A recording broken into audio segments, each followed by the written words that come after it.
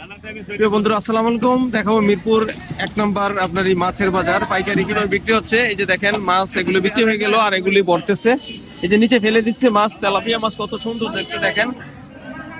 এগুলি কত করে বিক্রি করছে কেজিতে? ভাই কত করে বিক্রি করলেন? ভাই বিক্রি হইলো নাকি?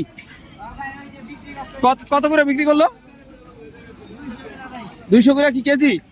এই যে একদম তাজা তেলাপিয়া মাছ 160 টাকা করে বিক্রি করলো তেলাপিয়া মাছ পাইকারি। এই যে ড্রামের ভিতর বললো। ভাই কোথায় যাবে এগুলি?